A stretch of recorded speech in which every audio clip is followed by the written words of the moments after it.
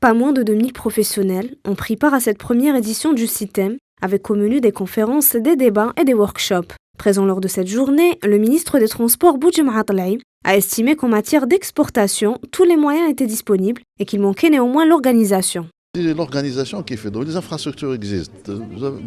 C'est énormément d'infrastructures qui sont réalisées.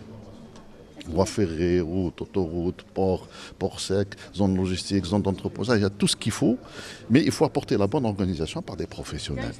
Les organisateurs de l'événement ont pour leur part souligné l'importance de ce symposium qui permet de réunir les professionnels du domaine tout en leur donnant l'opportunité d'échanger leurs expériences. Notre rôle est au fait de mettre à la disposition de tous ces acteurs économiques une plateforme de rencontre, faire connaître les logisticiens et donc les industriels, essayer de rassembler au fait l'offre et la demande. Un avis partagé par les nombreux directeurs d'entreprises qui étaient présents ce matin au CIC, qui ont par la même occasion évoqué les avancées faites en matière d'exportation et de logistique, mais également les contraintes rencontrées.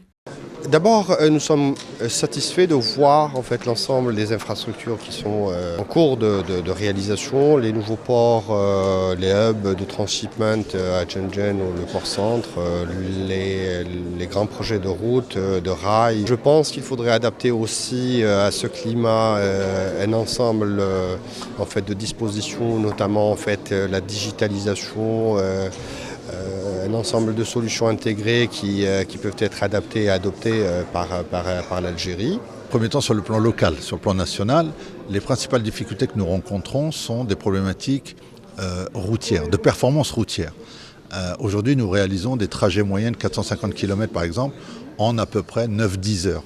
Là où, en Europe par exemple, nous mettons 6 heures. Donc, on a besoin d'augmenter cette performance. Après cette première journée riche en débats et en échanges, l'événement se poursuivra demain avec au menu des sujets tels que le transport, l'industrie et la formation.